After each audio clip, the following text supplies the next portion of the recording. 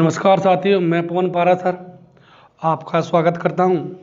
और ये साइकोलॉजी या मनोविज्ञान की पहली क्लास है जिसको हम आगे बढ़ाएंगे, कंटिन्यू क्लास करेंगे। बात करते हैं कि साइकोलॉजी होती क्या है या मनोविज्ञान होती क्या है। तो देखो, इसके बारे में अगर देखें तो इसका अगर शाब्दिक दृष्टि से जैसे मनोविज्ञान तो मनो प्लस विज्ञान, मन का विज्ञान, यानी जो मन का विज्ञान है, जो मन का अध्ययन करता है वो क्या है साहब? मनोविज्ञान है। जो मन का अध्ययन करता है वही क्या है? मनोविज्ञान है। क्या है साहब? मनोविज्ञान है, साइकोलॉजी है। देखो, साइकोलॉजी कहो या मनोविज्ञान कहो, मनोविज्ञान यानी मन का अध्ययन करने वाले विज्ञान को ही क्या कहते हैं? मनोविज्ञान कहते हैं। परंतु इसका ये शाब्दिक अर्थ नहीं है। इसकी क्या क्या है, कैसे कैसे रहा, इसको हम देखने से पहले कुछ बेसिक बात करेंगे। कुछ बेसिक बात ऐसे कि देखो, कोई सी भी विषय हो, जैसे पॉलिटिकल साइंस हो, ज्योग्राफी हो, हिस्ट्री हो, कोई सा भी हो, उस विषय के दो पक्ष होते हैं। क्या होते हैं? दो। कोई सा भी विषय हो, जैसे एक होता है सैद्धांतिक पक्ष। क्या होता है साहब? सैद्धांतिक पक्ष। और एक होता है व्यवहारिक पक्ष। व्यवहारिक पक्ष, व्यवहारिक पक्ष। अब जैसे सैद्धांतिक पक्ष क्या है, इसकी थ्योरिकल पक्ष क्या है, तो ये देखते हैं हम। देखो, कोई सी भी सब्जेक्ट हो, उस सब्जेक्ट को आप दो भागों में पढ़ो, चाहे कोई सा भी हो। जैसे हम बात करते हैं सैद्धांतिक पक्ष। क्या है सैद्धांतिक पक्ष में? जैसे इनके नियम आते हैं। क्या आते हैं? नियम आते हैं। किस विद्वान ने क्या नियम दिए, किस परिस्थिति में कैसे प्रयोग करना है, ये आते हैं साहब इसके नियम। सैद्धांतिक पक्ष में उससे संबंधित किस विद्वान ने क्या कहा, नियम, उसकी परिभाषा, सिद्धांत, ये सारे थ्योरी किस में आते हैं? ये सारे के सारे उसके सैद्धांतिक पक्ष में आते हैं। किस में आते हैं? सैद्धांतिक पक्ष। अब व्यवहारिक पक्ष क्या होता है? व्यवहारिक पक्ष होता है उसको जीवन में अपनाना, उसको जीवन में अपनाना या अपनी दिनचर्या में काम लेना, उसे कहते हैं व्यवहारिक पक्ष। जैसे भगवत गीता में कुछ कहा है कि कर्म ही पूजा है। ये क्या हो गया? सिद्धांत हो गया, नियम हो गया, किसी का कथन हो गया। अब इसको अपने जीवन में उतार लें। कैसे उतार लें? कर्म ही पूजा है। अरे कर्म ही पूजा कैसे? कर्म ही पूजा ऐसे है, अगर एक अध्यापक पढ़ा रहा है तो उसका कर्म है कि सिर्फ उसे पढ़ाना ही चाहिए, आलतू फालतू की बातें नहीं करनी चाहिए। एक विद्यार्थी का कर्म है, कर्म पूजा है। जो कर्म पूजा है वो ये है कि भैया उसे अभी पढ़ना ही चाहिए। माता पिता ने आपको भेजा है तो उसे क्या करना चाहिए? आपके जो जीवन का उद्देश्य है, आपका जो व्यवहारिक पक्ष है, उसका यही पक्ष है कि साहब आपको पढ़ना चाहिए। कर्म ही पूजा यही कहता है। परंतु हम लोग विद्यार्थी क्या कहते हैं? हम समझते हैं कि हमें मंदिर में जाके पूजा करना या पैदल जाके पूजा करना ये कर्म पूजा है ना। अभी आपका जो कर्म है वो सिर्फ बुक पढ़ना है। एक किसान का कर्म है, उसे खेत में काम करना चाहिए, मेहनत करनी चाहिए। अब देखो, समस्या कहाँ होगी? किसान कर तो खेत में काम रहा है ना, परंतु उसका मन उछल पुछल होगा कि मैंने जीवन में ये नहीं किया, वो नहीं हुआ, अगर मैं वो ये कर लेता, वो कर लेता। अरे वो जब आपको जो कर्म दिया गया था उस समय आपने नहीं किया। जो आपकी जवानी का टाइम था, पढ़ने का टाइम था, उस समय आपने कर्म किया नहीं। अब परंतु जब इस जो आपका वर्तमान कर्म है उसको भी नहीं कर रहे हो आप, तो आगे दुख पाओगे। इसलिए व्यवहारिक पक्ष ये हुआ। जैसे अभी हम बात करें व्यवहारिक पक्ष में, जैसे कोरोना अपने यहाँ चल रहा है। क्या है? कोरोना चल रहा है, तो इसके लिए जैसे हमारी मोदी सरकार ने, सेंट्रल गवर्नमेंट ने ताली बजवाई, ये इसका व्यवहारिक पक्ष है। कैसे कि हम इससे कैसे मोटिवेट होंगे, इससे मोटिवेट कैसे होंगे, इससे सकारात्मक ऊर्जा कैसे मिलेगी, इस तरह का ये क्या होता है, व्यवहारिक पक्ष होता है। आज से 5-6 साल पहले की बात करें, आज से करीब 5-6 साल पहले इस मनोविज्ञान में जो सवाल पूछे जाते थे वो सैद्धांतिक पक्ष से ज़्यादा पूछे जाते थे। किससे? सैद्धांतिक पक्ष से सवाल ज़्यादा पूछे जाते थे। वर्तमान में जो सवाल पूछे जा रहे हैं वो इसके व्यवहारिक पक्ष से सवाल पूछे जा रहे हैं। ऐसे सवाल होते हैं कि आपके जो दादा बाबा हैं वो खेती में काम करते हैं, वो भी इनके क्या दे सकते हैं, जवाब दे सकते हैं। तो हम पे क्या है कि इसके व्यवहारिक पक्ष को नहीं पढ़ते, जैसे हम पढ़ते हैं, जैसे कुछ सवाल होते हैं, जैसे हम बात करें कि कौन सी क्रिया, अभी एक सवाल आया था अगली साल कि कौन सी क्रिया हमें मानवों को जानवरों से अलग बनाती है। एक सवाल आया था, देखो व्यवहारिक पक्ष कोई सिद्धांत नहीं है परंतु साइकोलॉजी का है। किससे? एक क्वेश्चन था, कौन सी क्रिया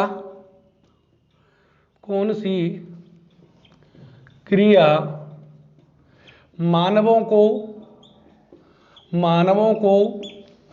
जानवरों से अलग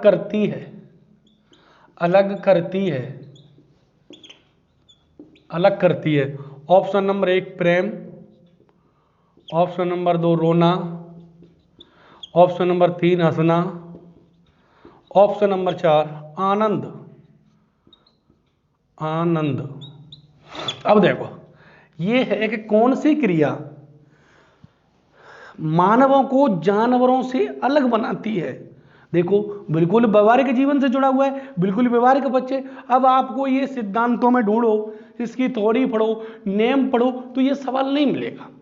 अब इस सवाल का जवाब आपके गांवों में, खेतों में दादा दादी जो अनपढ़ हैं, जिन्होंने कभी स्कूल गए नहीं, साइकोलॉजी तो नाम ही नहीं सुना, वो भी इसका क्या दे देंगे, जवाब दे देंगे। परंतु हम क्या है, सिद्धांत रटते हैं, रटना नहीं है। साइकोलॉजी अगर देखो, अगर इसके व्यवहारिक पक्ष को पढ़ोगे तो शुरू में तो थोड़ी दिक्कत आएंगी, परंतु आपसे ये क्या कर लेंगे, अगर आप इसको प्यार कर लोगे तो आपको इसमें बहुत मजा आएगा। और प्यार में भी शुरू में क्या आती है, दिक्कत आती है, फिर तो मजा ही मजा है। एक बार प्यार हो जाए उसके बाद तो क्या है, मजा ही मजा है। इसलिए साइकोलॉजी को एक बार आप मन लगा के पढ़ लो। देखो ये साइकोलॉजी, आप खेत में काम करो, कहीं भी काम करो, आप शिक्षक भी बन जाओगे तो वहां भी आपके काम आएगी। ये साइकोलॉजी आपको छोड़ने वाली नहीं है यदि आपको शिक्षक बनना है तो। और शिक्षक भी आप इसके पढ़े बिना नहीं बन सकते हो, क्योंकि इसके जो सवाल आएंगे वो करीब रीट में 30 सवाल आएंगे, सेकंड ग्रेड में 40 सवाल आएंगे, फर्स्ट ग्रेड में 60 सवाल आते हैं। तो इनका बहुत बड़ा योगदान है। अगर आप उसको ठीक ठाक पढ़ लेते हो तो 30 में से 28 सवाल, 25 तो कम से कम मान ही लो सवाल, और बाकी अगर अच्छे से पढ़ते हो तो बच्चे 30 में से 30 करके आते हैं और आप में वैसे ही करके आएंगे। परंतु आपको इसे दिल लगा के पढ़ना है, इससे मोहब्बत करनी है, फिर बाद में ये आपसे मोहब्बत करेगी। तो देखो हम देख रहे थे कि कौन सी क्रिया जानवरों को मानवों से अलग करती है। देखो प्रेम, अरे भैया आपने देखा होगा जो पशु पक्षी या जानवर होते हैं वो अपने बच्चे से क्या मोहब्बत नहीं करते, प्रेम नहीं करते। अरे उसके बच्चे को, जैसे डॉग ले लो, कुत्ता कुतिया होते हैं, उनके बच्चे को हम बचपन में, देखो व्यवहारिक पक्ष देख रहे हैं हम, अगर हम बचपन की बात करें तो बचपन में जो कुतिया वगैरह होती थी तो घरों में बगल में जो भैंस वगैरह बनती थी वहीं बच्चों को जन्म देती थी। तो हम क्या इतने जानते तो थे नहीं, तो उनके बच्चे को लेने जाते थे खिलाने के लिए, तो वो कुतिया हमें काटने आती थी। क्यों? क्योंकि वो अपने बच्चे से क्या कर रही है, प्रेम कर रही है। जैसे बंदर वगैरह देखे होंगे आपने, वो अपने बच्चे को छाती से लगा लेते, अरे प्रेम नहीं कर रहे क्या। दूसरी बात हम बात करें, जैसे भैंस वगैरह होती है, पशु जो भी होते हैं, गाय होती है, भैंस होती है, वो आपने देखा होगा अपने बच्चे को इतना चाटती है, इतने प्यार से। अगर वो कहीं इस बच्चे को ले जा रहे हैं स्टार्टिंग में और भैंस को उससे अलग कर रहे हैं तो वो बहुत प्रयास करती है, भाग भाग के कई बार आ जाती है। तो प्रेम तो करते हैं, जानवर भी करते हैं। अब रोना, अरे भैया तुम बंदर को, गाय को पीटोगे तो बोल तो नहीं सकती ना, परंतु उनकी आंखों में से आंसू आते होंगे। रोती हैं, वो भी दुख प्रकट करती हैं जब उसके बच्चे को उससे अलग करेंगे या उसके कोई डंडे मारेंगे, पिटाई करेंगे, तो वो रोते हैं पशु पक्षी जानवर। ठीक है, इसके बाद आता है साहब असना। ठीक है, अभी इसको देखो, असना केवल प्रकृति ने मानव को ही ये विशेषता दी है कि वे केवल वो हंस सकता है, अपने दुखों को बांट सकता है हंस करके, इसके अलावा कोई नहीं हंस सकता, केवल मानव ही हंस सकता है। और रोन आनंद देखो, पशु पक्षी भी आनंद लेते हैं नदियों में, जैसे कि पशु पक्षी एंजॉय करते हैं, छल्लालाट करते रहते हैं, तो आनंद तो सभी लेते हैं। आनंद तो जैसे पशु पक्षी गाय वगैरह पानी में आनंद ले रहे हैं, अरे आनंद तो लेते हैं परंतु हंसते नहीं हैं। इसलिए कहा जाता है यदि कोई मनुष्य हंस नहीं रहा है, मनुष्य क्या नहीं कर रहा, हंस नहीं रहा है, तो मान लो वो जानवर बनने की प्रक्रिया में है, जानवर बनने की प्रक्रिया में। इसलिए हमेशा हंसना चाहिए, हर पल को जीना चाहिए, एंजॉय करना चाहिए। अगर कोई जानवर हंस रहा है तो मान लो वो क्या बनने की प्रक्रिया में, मानव बनने की प्रक्रिया में, और मानव कोई हंस नहीं रहा है तो मान लो वो जानवर बनने की प्रक्रिया में। इसलिए हमें हंसना चाहिए। ठीक है, तो देखो ये सवाल क्या है, इसके व्यवहारिक पक्ष से जुड़ा हुआ है। किससे जुड़ा हुआ है, व्यवहारिक पक्ष से जुड़ा हुआ है। इसलिए हमें मनोविज्ञान के व्यवहारिक पक्ष पर अधिक ध्यान देना है। किस पर देना है, व्यवहारिक पक्ष पर। दूसरी बात करें तो जब भी आप जैसे पेपर दे रहे हैं तो उस एग्जाम में आप इंग्लिश का पेपर जरूर देखें। अगर कोई क्वेश्चन समझ में नहीं आ रहा तो इंग्लिश को प्रायोरिटी दें, वहाँ भावना समझ में आ जाएगी कि ये पेपर क्या क्या रहा है, ये पूछ क्या रहा है। कोई ऐसा वर्ड दे देते हैं जो अपनी पढ़ने में समझ में नहीं आ रहा, तो इंग्लिश को जरूर पढ़ें। क्लियर यहाँ तक हुआ। अब देखो ये इसके बाद हम देखें कि भाई इस साइकोलॉजी को हम पढ़ क्यों रहे हैं, इस साइकोलॉजी को अध्यापकों को पढ़ा क्यों रहे हैं, ये इसका अर्थ समझने से पहले हमारे जीवन में कहाँ काम आएगी, अध्यापकों के लिए क्या उपयोगिता है, तो इसका महत्व देखते हैं। अर्थ समझेंगे, सब कुछ समझेंगे, तो इसका देखते हैं साइकोलॉजी का महत्व क्या है, इसे अध्यापक को क्यों पढ़ा रहे हैं। तो देखो साहब, सबसे पहले अगर महत्व की बात करें तो इससे जो अध्यापक है, शिक्षक है, उसका जो दृष्टिकोण है, क्या है, दृष्टिकोण है, वो व्यापक हो जाता है। कैसे हो जाता है, व्यापक हो जाता है। उसकी सोचने समझने की, चिंतन करने की प्रक्रिया क्या हो जाती है, अलग हो जाती है। क्या हो जाती है, अलग हो जाती है। ठीक है साहब, देखो पहला पॉइंट है कि इससे शिक्षक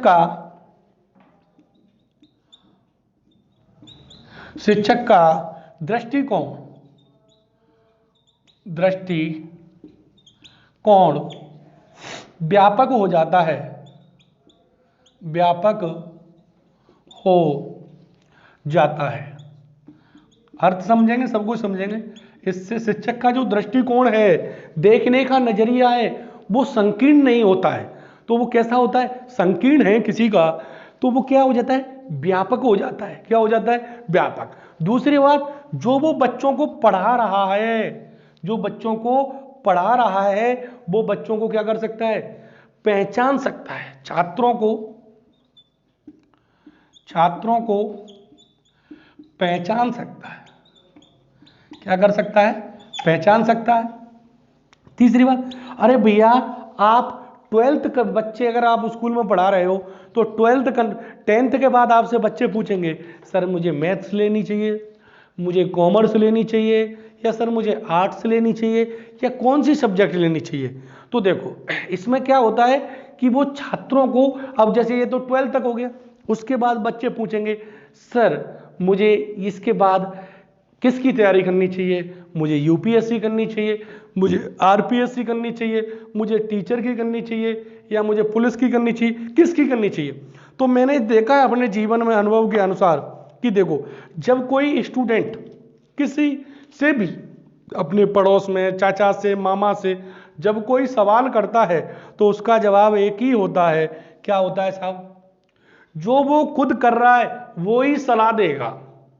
जैसे मान के चलो आप किसी अध्यापक से ही पूछते हो कि सर मुझे क्या करनी चाहिए, तो वो आपको कहेगा आपको बीएड बीएसटीसी कर लो बेटा। अगर आप किसी पुलिस वाले से पूछोगे तो ज़्यादातर का जवाब होगा पुलिस की तैयारी कर लो जी, ये है वो है ये। अगर किसी से यूपीएससी की जो तैयारी कर रहा है, आजकल क्या है जो यूपीएससी की तैयारी कर रहे हैं ना वो एक फैशन है, क्या बन गया है, फैशन बन गया है। तो उससे पूछोगे तो वो कहेगा भैया यूपीएससी की तैयारी कर ले ना। अरे आपने भैया बच्चों की पारिवारिक सामाजिक उसकी मानसिक परिस्थितियां देखी नहीं, स्थिति देखी नहीं, उस बच्चे का इंटरेस्ट किस में है। सबसे पहले हमें यह पता लगाना चाहिए कि वो बच्चा क्या चाहता है। तो सबसे पहले हम उस बच्चे को व्यवसायिक निर्देशन कैसे दे सकते हैं, तो छात्रों को व्यवसायिक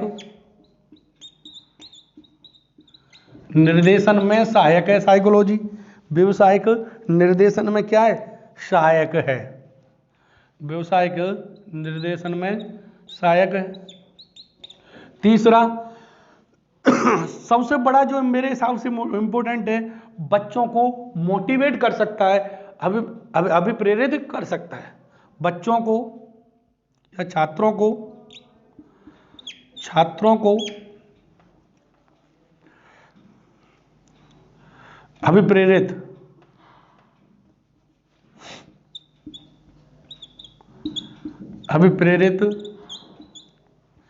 कर सकता है। बच्चों को क्या कर सकता है, मोटिवेट कर सकता है। शैक्षणिक परिस्थिति उत्पन्न करता है। अरे भैया बच्चे पढ़ नहीं रहे हैं तो उनको पढ़ाई में मन कैसे लगाए, पढ़ाई में मन कैसे लगाए। देखो शैक्षणिक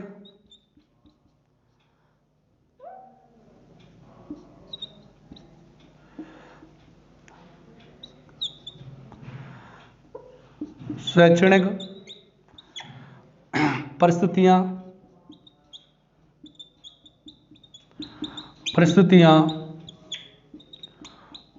उत्पन्न करना। देखो साहब शैक्षणिक परिस्थितियां उत्पन्न कैसे करेगा, जैसे मान के चलो बच्चे हैं, अब उनका पढ़ाई में मन नहीं लग रहा, तो देखो दो तरीके से होता है, एक नकारात्मक मोटिवेट, एक सकारात्मक मोटिवेट। नकारात्मक मोटिवेट कैसे साहब, नकारात्मक मोटिवेट करेंगे कि बेटा आपके परिवार वालों ने आपको पढ़ाई करने के लिए यहां भेजा है, यदि आप फेल हो गए तो आपके पड़ोस वाले समाज वाले आपको क्या बोलेंगे, माता पिता समाज में मुंह दिखाने लायक नहीं रहेंगे।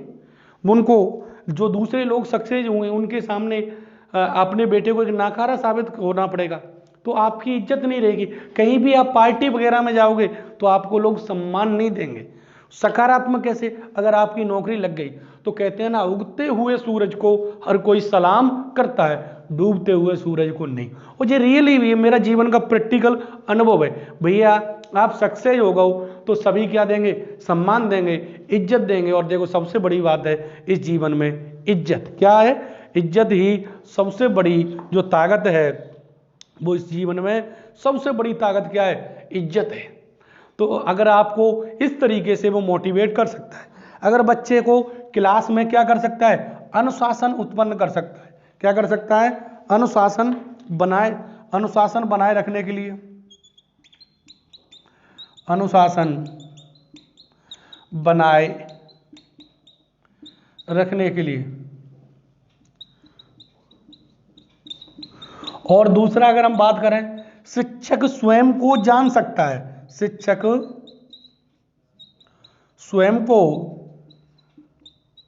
स्वयं को जान सकता है।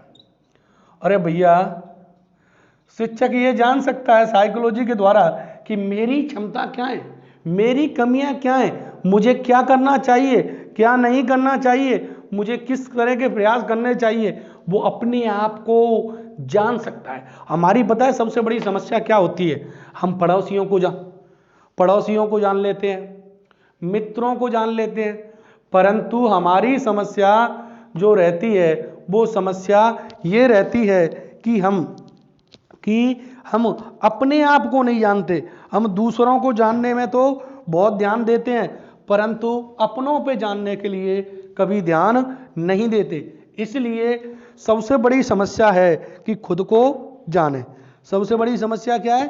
खुद को जाने। तो खुद को कैसे जानेंगे? खुद को इस तरीके से जानेंगे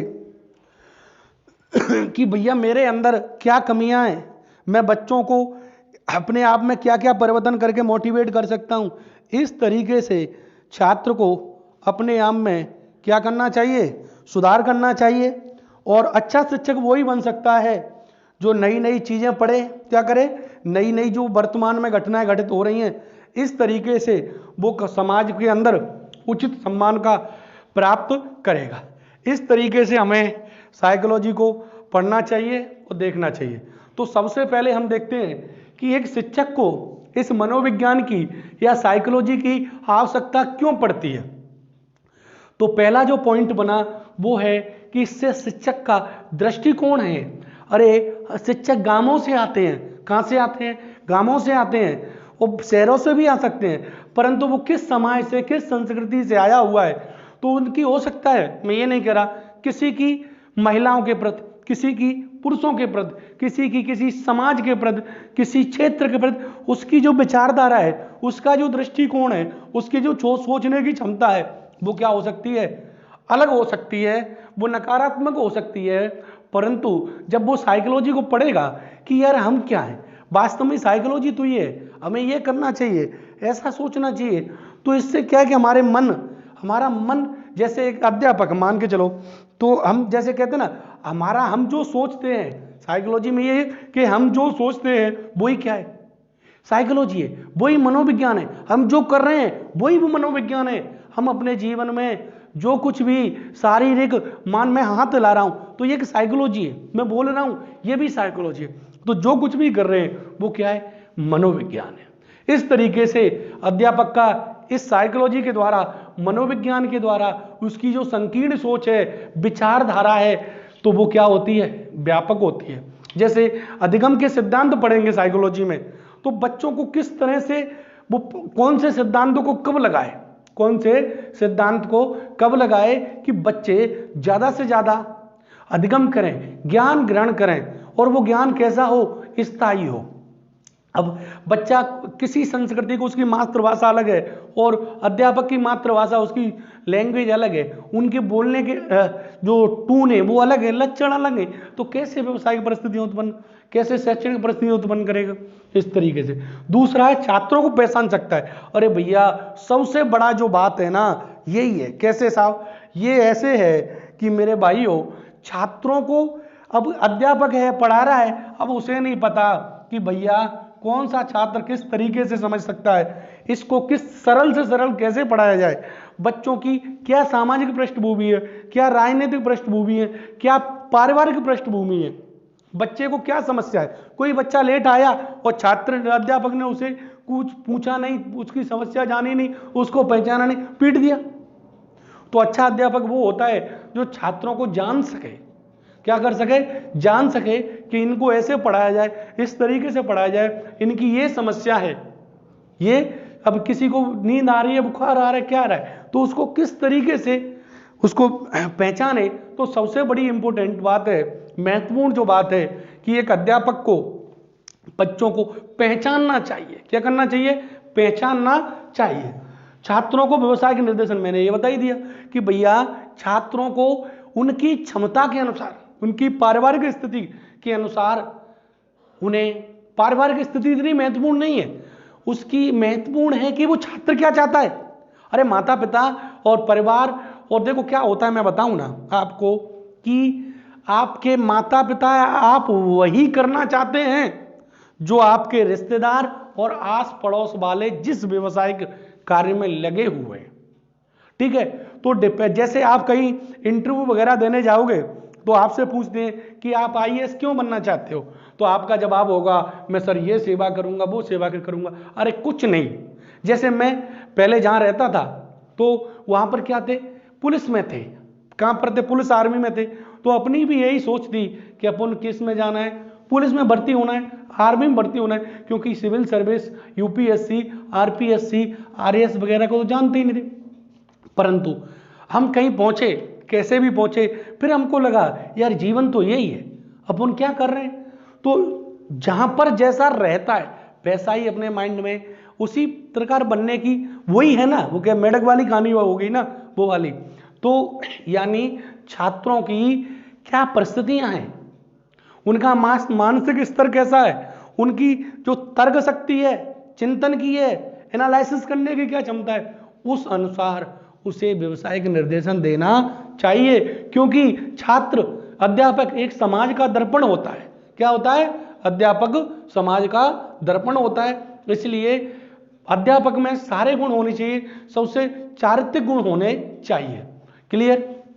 ये इसके बाद छात्रों को मोटिवेट, अरे भैया छात्रों को मोटिवेट कर सकता है कि आज आप अपने समय को बर्बाद कर रहे हो, कल आपको समय बर्बाद करेगा। इस तरीके से मोटिवेट कर सकता है कि आप सफल तो हो जाओगे तो आपको जीवन में खुशियां ही खुशियां मिलेंगी, नहीं बाद में अगर आप सफल नहीं हुए तो ये समाज आपका परिचय क्या करवाएगा? खुद करवाएगा। अगर आप सफल हो गए तो समाज आपका परिचय खुद करेगा। अरे आप अपने पिताजी के नाम से जी रहे हो, अभी अपना खुद का नाम करो। क्या करो? खुद का नाम करो। इस तरीके से मोटिवेट कर सकता है बच्चों को। ये हमने सब देखा। अब इसको आगे बढ़ते हैं, इसके शाब्दिक अर्थ के आधार पर इसका क्या अर्थ है, कैसे है, क्या नहीं है, इस तरीके से इसको आगे बढ़ाते हैं। देखो साहब, मनोविज्ञान या साइकोलॉजी, तो इसका हिंदी में अर्थ देखें तो इसका शाब्दिक अर्थ होता है मन का विज्ञान, मन या मस्तिष्क का विज्ञान। परंतु नहीं, हमें इसका जो अर्थ देखना चाहिए वो इसका देखना चाहिए, साइकोलॉजी।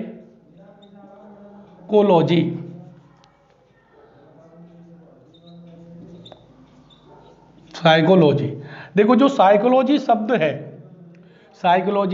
शब्द है वो लैटिन या ग्रीक दो शब्दों से मिलकर बना है। क्या है साहब? साइकोलॉजी, लैटिन कह दो, लैटिन या ग्रीक, और ये दोनों ही भाषा कहां बोली जाती है? ये दोनों ही भाषा यूनान में बोली जाती है। कहां बोली जाती है? यूनान में। तो देखो लैटिन इसकी प्राचीन भाषा है यूनान की, और ग्रीक क्या है? नई भाषा है। तो साइकोलॉजी लैटिन या ग्रीक भाषा के दो शब्दों से, साइके प्लस लॉजी, दो शब्दों से मिलकर बना है। साइके का इसका जो अर्थ होता है वो होता है आत्मा, और लॉजी का जो अर्थ होता है विज्ञान या अध्ययन या विज्ञान। तो देखो मेरे दोस्तों, अगर हम बात करें कि साइकोलॉजी किस भाषा के शब्द से मिलकर बना है, तो लैटिन हो सकता है, ग्रीक हो सकता है, परंतु दोनों ही शब्द ना है तो देखो ये लैटिन और ग्रीक भाषा कहां बोली जाती है? यूनान एक देश का नाम है, वहां पर बोली जाती है। यूनानी कोई भाषा नहीं है, या यूनानी भी बोल सकता है। क्या बोल सकता है? यूनानी। तो यूनानी कोई भाषा नहीं है। यूनान में जो भाषा बोली जाती है उनको ही क्या कहता है? यूनानी। तो कभी कभी पेपर सेटर क्या करता है कि जैसे हम कहें हमारी हिंदी भाषा कहाँ की है? भारत की, परंतु वो कहे भारतीय भाषा, तो जाकर मतलब भारत की भाषा कौन सी है? हिंदी है। तो ऐसे ही इसकी जो भाषा है वो कौन सी है? लैटिन और ग्रीक दो भाषा है। ये प्राचीन भाषा है, ये इसकी नई भाषा है ग्रीक, और ये दोनों कहाँ बोली जाती है? यूनान में। तो देखो ग्रीक भी नहीं आए, लैटिन भी नहीं आए, अगर यूनानी हो तो भी आंसर क्या होगा? सही माना जाएगा, क्योंकि ये दोनों ही भाषाएं कहाँ बोली जाती हैं? यूनान में बोली जाती हैं। इसलिए साइकोलॉजी जो शब्द है वो लैटिन या ग्रीक भाषा, और इस पर दोनों ही शब्द नहीं है तो क्या हो जाएगा? यूनानी भाषा, क्योंकि ये दोनों ही भाषा कहाँ बोली जाती हैं? लैटिन में, यूनान में बोली जाती है। तो देखो साइकोलॉजी शब्द लैटिन भाषा के साइके प्लस लॉजी से बना है, अर्थात आत्मा का अध्ययन। तो इसका क्या हुआ? आत्मा का अध्ययन। तो हम इस प्रकार से देखते हैं कि साइकोलॉजी का शाब्दिक अर्थ है आत्मा का अध्ययन। तो देखते हैं साहब, साइकोलॉजी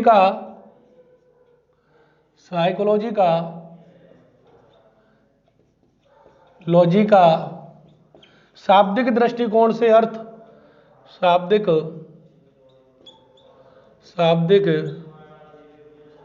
दृष्टिकोण से अर्थ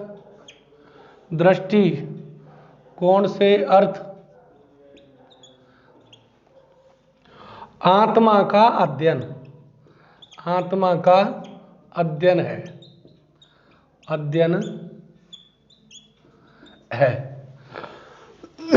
देखो, साइकोलॉजी का शाब्दिक दृष्टिकोण से अर्थ क्या हुआ? आत्मा का अध्ययन। अरे किसका अध्ययन? आत्मा। किसका? आत्मा। अब देखो, आत्मा हुआ, आत्मा,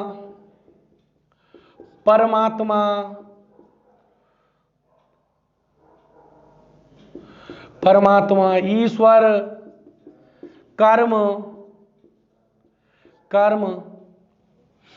गुण, नरक, ये सब किसके अध्ययन है? अरे भैया, ये साइकोलॉजी के, ये मनोविज्ञान के अध्ययन नहीं है। ये किसका अध्ययन है? ये दर्शन शास्त्र का अध्ययन है। किस में पढ़ा जाता है? दर्शन शास्त्र, फिलॉसफी में पढ़ा जाता है। किस में पढ़ा जाता है? फिलॉसफी में। और ये शाब्दिक अर्थ से क्या निकल रहा है? मतलब क्या निकल रहा है कि ये किसका अध्ययन है? आत्मा का। इसका मतलब हुआ कि जो साइकोलॉजी है, जो मनोविज्ञान है, पहले दर्शन शास्त्र में पढ़ा जाता था। प्लेटो अरस्तु के टाइम में ये किस में पढ़ा जाता था? दर्शन शास्त्र में पढ़ा जाता था। ये दर्शन शास्त्र की एक शाखा के रूप में था। तो क्या सकते हैं कि यह पहले एक दर्शन शास्त्र की शाखा थी और यह दर्शन शास्त्र में पढ़ा जाता था। अरे जब इसकी उत्पत्ति कहां से हुई है? दर्शन शास्त्र से हुई है। कहां से हुई है? दर्शन शास्त्र से हुई है। तो दर्शन शास्त्र मनोविज्ञान का क्या हुआ? पिता हुआ, फादर हुआ, जनक हुआ। तो अभी एक चीज निकली कि दर्शन शास्त्र का जनक, पिता, फादर कौन हुआ? दर्शन शास्त्र। और पहले मनोविज्ञान किस विषय में पढ़ा जाता था? दर्शन शास्त्र में। तो देखते हैं कब पढ़ाया था, वो सब देखेंगे। तो पहले मनोविज्ञान, पहले साइकोलॉजी दर्शन शास्त्र की एक शाखा के रूप में पढ़ा जाता था।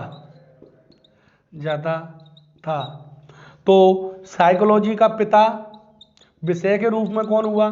साइकोलॉजी का पिता, जनक दर्शन शास्त्र है। कौन है साहब? दर्शन शास्त्र है। कौन है? दर्शन शास्त्र है। क्या है? जो साइकोलॉजी का पिता है, यानी अभी तक हमने देखा कि जो साइकोलॉजी है, जो मनोविज्ञान है, वो लैटिन भाषा के दो शब्दों से मिला है। लैटिन या ग्रीक भाषा के दो शब्दों से मिलकर बना है। वो है साइके प्लस लॉजी। तो इसका क्या अर्थ हुआ? इसका अर्थ हुआ कि साइके का जो अर्थ होता है वो होता है सोल, आत्मा, और लॉजी का मतलब होता है अध्ययन, स्टडी। तो इसके शाब्दिक अर्थ निकला, यानी साइकोलॉजी का शाब्दिक दृष्टिकोण से अर्थ क्या है? शाब्दिक दृष्टिकोण से अर्थ हुआ आत्मा का अध्ययन। अरे क्या हुआ इन दोनों का मतलब? आत्मा का अध्ययन। साइकोलॉजी का जो अर्थ हुआ वो क्या हुआ? आत्मा का अध्ययन। सो शाब्दिक दृष्टिकोण से इसका जो अर्थ हुआ वो क्या हुआ? आत्मा का अध्ययन। अरे साइकोलॉजी में आत्मा, परमात्मा, ईश्वर की अध्ययन, स्टडी नहीं की जाती। तो ये तो कहां की जाती है? दर्शन शास्त्र में। इसका मतलब पहले जो साइकोलॉजी है, दर्शन शास्त्र है, वो मनोविज्ञान के भीतर पढ़ा जाता था, दर्शन शास्त्र के भीतर पढ़ा जाता था। इसलिए इसे दर्शन शास्त्र की एक शाखा के रूप में पढ़ा जाता था। इसलिए सब्जेक्ट के रूप में, विषय के रूप में जो मनोविज्ञान का पिता या जनक हुआ वो कौन सा हुआ? साइकोलॉजी हुआ। कौन सा हुआ साहब? साइकोलॉजी हुआ। अब देखो साहब, ये हमारी पूरी बातें हो गई। अब बात करें, देखो ये बाद में क्या हुआ, यही जो साइकोलॉजी शब्द है, ये साइको और फिर लॉजी, इस तरीके से ये विकसित हो गया। बाद में यही साइकोलॉजी कैसे हो गया साहब? जैसे साइको और ये लॉजी हो गया। इस तरीके से जो विषय बना वो बना साइकोलॉजी। इस तरीके से मनोविज्ञान के ये अर्थ, शाब्दिक दृष्टिकोण से इसका क्या हुआ? अर्थ हुआ। हमने देखा कि मनोविज्ञान लैटिन या ग्रीक, अगर दोनों नहीं आए तो यूनानी, ये दोनों भाषाएं कहाँ बोली जाती हैं? यूनानी में। यूनानी कोई भाषा नहीं है, यूनान एक देश का नाम है, जगह का नाम है। इसलिए साइकोलॉजी शब्द, साइके प्लस लॉजी, साइके का अर्थ है सोल, आत्मा, लॉजी मतलब स्टडी, अध्ययन, विज्ञान, तो आत्मा का विज्ञान और आत्मा का अध्ययन। तो शाब्दिक दृष्टिकोण से साइकोलॉजी का अर्थ हुआ आत्मा का विज्ञान। किसका विज्ञान? आत्मा का। इसीलिए अगर हमने कहा कि आत्मा, परमात्मा, ये सारी जो व्याख्याएं वो दर्शन शास्त्र में की जाती हैं, फिलॉसफी में की जाती हैं, साइकोलॉजी में नहीं। तो इसका मतलब हुआ कि जो दर्शन शास्त्र पहले शताब्दियों पूर्व पहले जो दर्शन शास्त्र है, या कह सकते हैं 16वीं शताब्दी से पहले दर्शन शास्त्र एक मनोवैज्ञानिक शाखा के रूप में दर्शन शास्त्र में पढ़ा जाता था। इस तरीके से देखा। अब क्या है, देखो साइकोलॉजी का समयानुसार इसके अर्थ में कैसे कैसे परिवर्तन आए हैं, कैसे कैसे विकास हुआ है, तो वो देखते हैं। तो देखो साइकोलॉजी का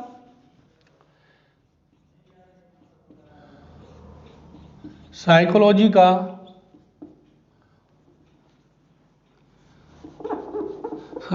के अर्थ में समयानुसार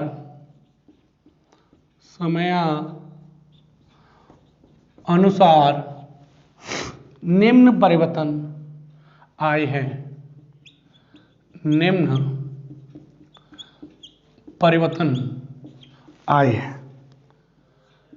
परिवर्तन आए हैं और उसको देखते हैं। देखो साहब, बात करें 16वीं सदी में इसे क्या बोला जाता था, और उसके बाद 17वीं और 18वीं सदी में इसे क्या बोला जाता था, और 19वीं सदी में इस मनोविज्ञान को क्या बोला जाता था, और 20वीं सदी में क्या बोला जाता था। इस प्रकार से इसको पढ़ेंगे। देखो साहब, यानी मनोविज्ञान को हम देख रहे हैं समय के अनुसार, यानी जैसे जैसे समय गुजरता गया वैसे वैसे इस मनोविज्ञान साइकोलॉजी का जो अर्थ है उसके अर्थ में किस तरीके से परिवर्तन हुए, किस तरीके से इसका अर्थ बदलता गया है। तो देखते हैं 16वीं शताब्दी में इसका जो विषय था, 16वीं शताब्दी में इस साइकोलॉजी का जो विषय था वो विषय था आत्मा। यानी अगर बात करें 16वीं सदी में इसका अध्ययन किसके रूप में किया जाता था, तो इसका जो विषय था वो आत्मा था। क्या था? आत्मा। और जो मानने वाले थे वो समर्थक कौन थे, तो समर्थक की बात करें, देखो सबसे पहले था अरस्तु। तो देखो अरस्तु का जो वास्तविक नाम है वो है अरिस्टोटल। इसका वास्तविक नाम क्या है?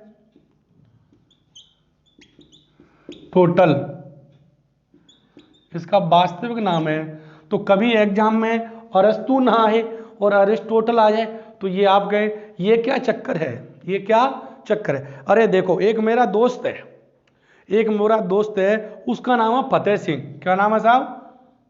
फतेह सिंह। परंतु उसके माता पिता और उसके फ्रेंड उसे फत्तो कहते हैं, फत्तो। अरे फत्तो इधर ही हो।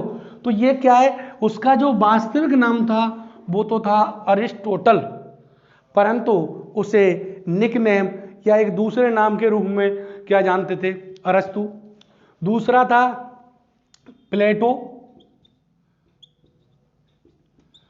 तीसरा था इसका जो समर्थ देकार्ते। अब देखो देकार्ते, अब क्या है कि जैसे 16वीं शताब्दी से पहले के जितने भी विचारक हैं, जैसे हम कह सकते हैं भारतीय ऋषि तो सब आत्मा ही कहते हैं, भारतीय ऋषि भी इसको क्या मानते हैं, आत्मा का अध्ययन। अरे भारतीय ऋषि क्या मानते हैं, आत्मा का अध्ययन। इसमें हम ले सकते हैं प्लेटो, जॉन लॉक, रूसो। देखो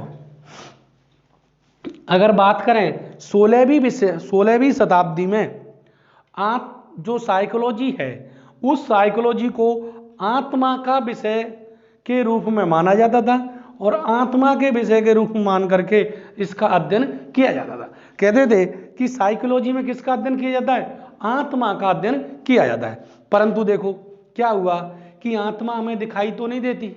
अरे आत्मा दिखाई देती है क्या? नहीं देती। तो जब आत्मा दिखाई नहीं देती तो उसकी स्टडी कैसे कर सकते हैं? जैसे गीता में कहा है, ना आत्मा गलती है, ना जलती है, ना कुछ भी, ना मरती। अरे जब इसका कुछ होता ही नहीं तो हमें दिखाई नहीं देती तो इसका अध्ययन हो सकता है क्या? इसकी स्टडी नहीं हो सकती। क्या नहीं हो सकती? इसका अध्ययन नहीं किया जा सकता। इसलिए ये परिभाषा अस्पष्ट हो गई, क्योंकि आत्मा पहली बात तो मनोविज्ञान का विषय ही नहीं, ये तो किसका है, दर्शन शास्त्र का। इसका मतलब आत्मा का अध्ययन नहीं किया जा सकता और इसकी यह परिभाषा क्या हो गई, अमान्य हो गई। और अगर परंतु एक सवाल पूछा जाता है कि सवाल आता है कि आत्मा, किसने कहा कि साइकोलॉजी आत्मा का विषय है? तो इसमें ये सारे ऑप्शन हों तो फिर आंसर किसे मानेंगे? तो देखो इसमें से सबसे पहले जो आत्मा का विषय माना वो किसने माना, अरस्तु ने माना। इसने अपनी पुस्तक डी एनिमा में कहा कि ये किसका अध्ययन है, आत्मा का अध्ययन है, आत्मा का अध्ययन किया जाता है। तो सबसे पहले किसने कहा? तो इनमें हम बात करें, सबसे पहले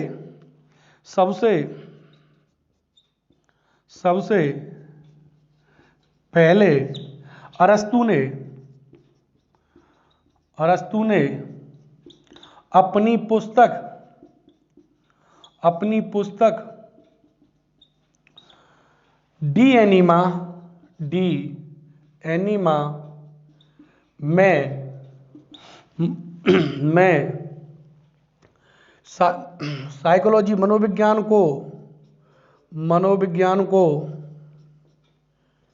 को आत्मा का विषय बताया, आत्मा का विषय बताया। तो देखो इनमें से भी सबसे पहले किसने बताया, अरस्तु ने बताया कि जो मनोविज्ञान है वो किसका विषय, मनोविज्ञान आत्मा का विषय। किसका विषय, आत्मा का विषय। तो इनमें से सबसे पहले किसने कहा कि साइकोलॉजी किसका विषय भैया, आत्मा का विषय? तो वो किसने कहा, अरस्तु ने। अगर बात करें कि मनोविज्ञान शब्द सबसे पहले किसने दिया, तो इसको भी देख लेते हैं। मनोविज्ञान शब्द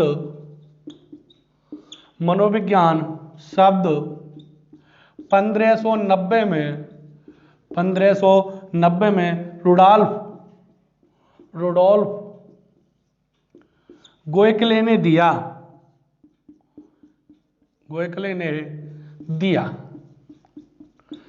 इन्होंने पुस्तक लिखी थी साइकोलॉजिया, साइकोलॉजिया। इस पुस्तक में मनोविज्ञान को किसका अध्ययन कहा, यानी मनोविज्ञान पहली बार शब्द किसने दिया, रुडोल्फ गोएकले ने दिया 1590 में साइकोलॉजिया नामक बुक में, और ये इसकी पहली बुक भी मानी जाती है साइकोलॉजी की। तो हम देखा कि 16वीं शताब्दी में जो मनोविज्ञान का विषय था वो क्या था, आत्मा था।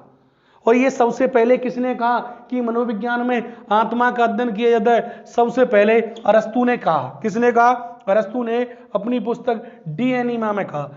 आत्मा के समर्थक कौन है, अरस्तु। इसका वास्तविक नाम अरिस्टोटल, प्लेटो, डेकार्ते, भारतीय ऋषि जॉन लॉक, रूसो आदि मनोविज्ञान को आत्मा का विषय मानते हैं। और देखो 16वीं शताब्दी के पहले के जितने भी दार्शनिक हैं ये सब क्या है, दार्शनिक है, मनोवैज्ञानिक नहीं है। ये सभी दार्शनिकों ने मनोविज्ञान को आत्मा का विषय किया। थैंक यू, धन्यवाद, मिलते हैं अगली क्लास में। Thank you.